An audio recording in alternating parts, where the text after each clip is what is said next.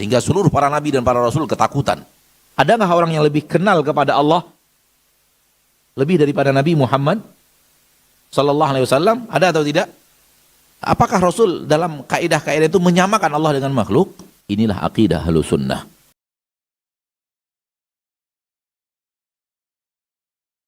Kalau murka itu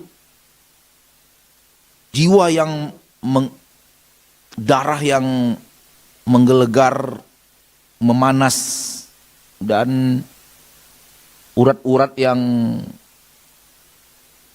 naik dan yang kita tahu lah, wajah memerah, mata memerah, dan keinginan untuk berbuat buruk kepada orang yang dimarahi.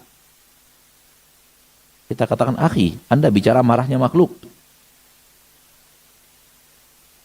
Yang wajib Anda imani, zat Allah tak sama dengan zat makhluk, maka marahnya Allah juga tak sama dengan marahnya makhluk. Jangan ingkari sifat marah karena yang Anda bayangkan marahnya makhluk. Jangan ingkari zat Allah karena Anda membayangkan zatnya makhluk. Kaidah yang sama tidak? Sama tidak? Jangan ingkari zat Allah kalau Anda membayangkan zatnya makhluk. Karena tak sama. Zatnya ada, ini ada, tapi tak sama. Jangan ingkari murkanya Allah, marahnya Allah kepada orang-orang kufar, kepada orang-orang munafik.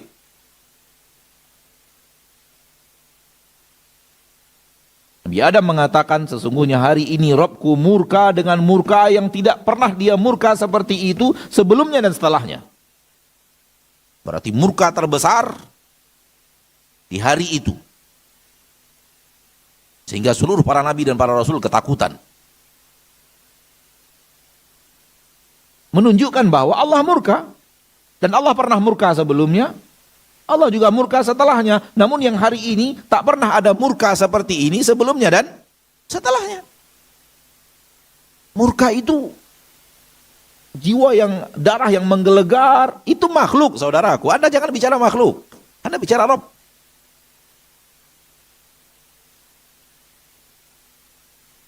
Maka sucikan Rabbmu dengan tidak sama dengan makhluknya dalam seluruh yang ia katakan tentang dirinya.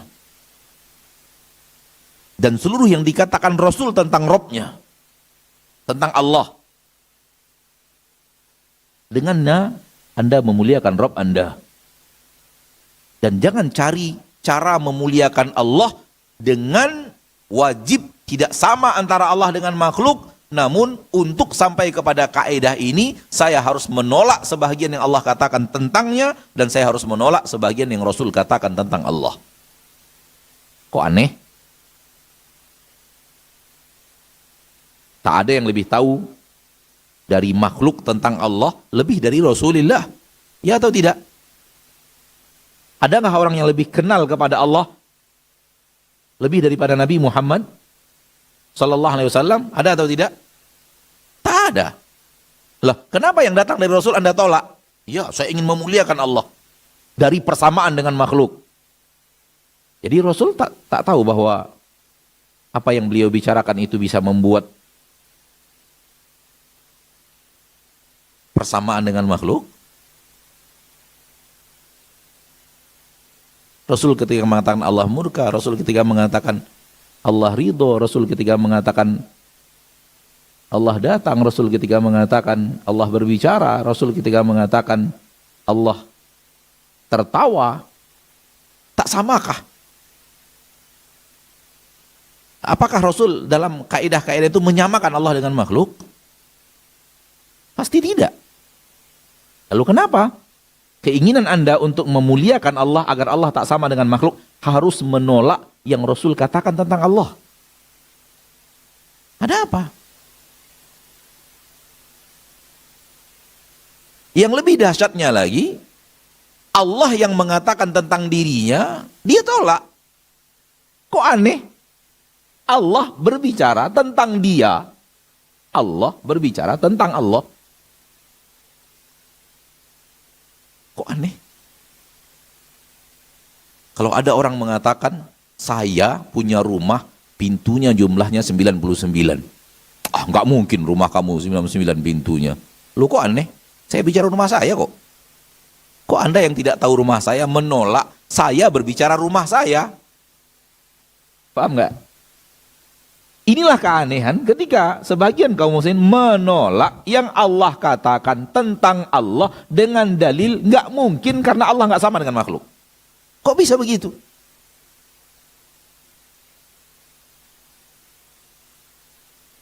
Karena kalau saya imani ini, saya menyamakan Allah dengan makhluk. Loh, kok bisa? Allah yang mengatakan itu kepadanya tentang Allah. Dan Allah yang mengatakan tak sama dengan makhluk. Lalu kemudian Anda tolak karena Anda ingin memuliakan Allah dengan menyatakan Allah tak sama dengan makhluk. Namun kaidah itu Anda gunakan untuk menolak sesuatu yang Allah katakan tentang dirinya. Ya, gabung saja.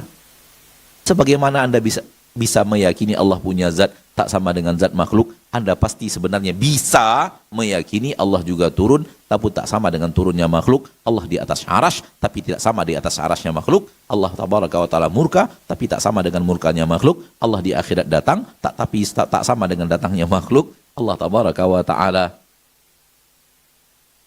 tinggi namun tak sama dengan tingginya makhluk. Allah tabaraka wa ta'ala benci namun tak sama dengan bencinya makhluk. Allah tabaraka wa ta'ala ridho namun tak sama dengan ridhonya makhluk. Kaidah yang sama.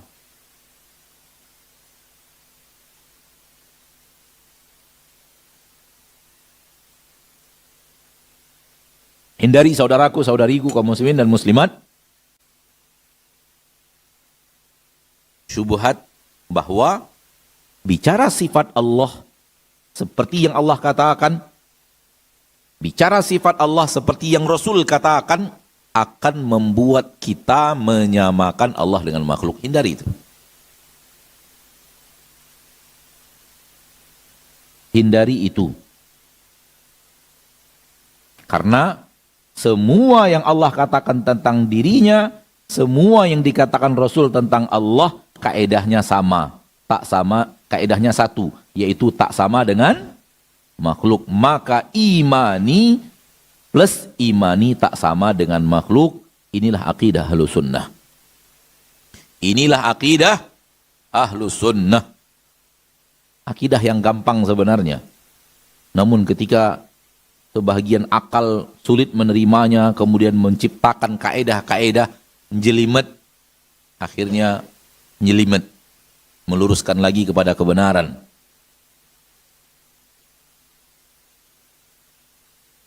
Baik, ini yang kita tambahkan dalam ilmu tentang asma wa sifat. Kita masuk kepada kitab Syekh Abdul Razak Al-Latif Al-Khabir. Materi kita pada pagi hari yang berbahagia ini adalah nama Allah Al-Latif dan nama Allah Tabaraka wa Ta'ala Al-Khabir.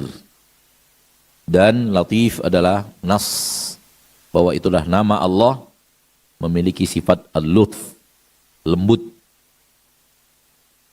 Lembut di dalam perbuatan.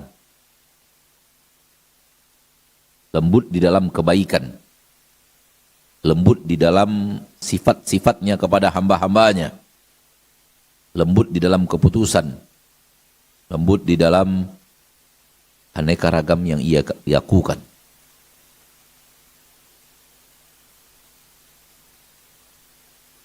Al-Khabir, maha mengetahui.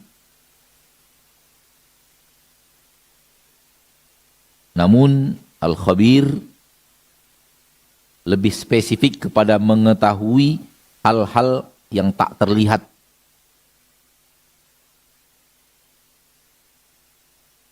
Al-Khabir maha mengetahui, namun lebih spesifik kepada mengetahui yang orang tak tahu karena halus dan tak terlihat.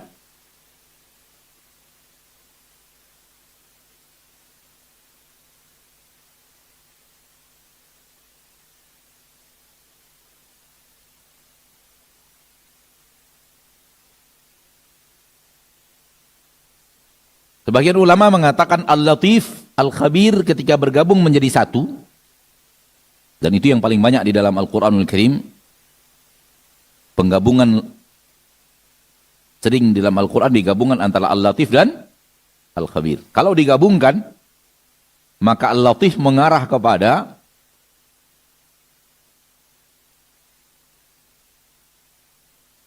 mengetahui hal-hal yang terkecil. Dan Al-Khabir mengetahui hal-hal yang tersembunyi. Hal-hal yang batin, yang bukan benda.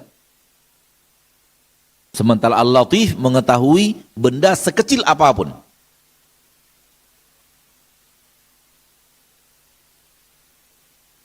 Sebagian ulama mengatakan demikian. Al-Khabir mengetahui bukan benda, gerakan hati. Gerakan hati, amalan dada. Itu bukan benda, sesuatu yang tak terlihat. Ini Al-Khabirnya. Ikhlas tidak ikhlas, ridho tidak ridho, sayang dan benci, itu bukan, tak sama dengan air, dengan meja, dengan warna sesuatu, tak sama. Dengan pasir, dengan jumlah ikan yang ada di laut, bendanya ada. Dengan virus-virus, dengan sel-sel yang ada di dalam tubuh manusia, itu halus sekali.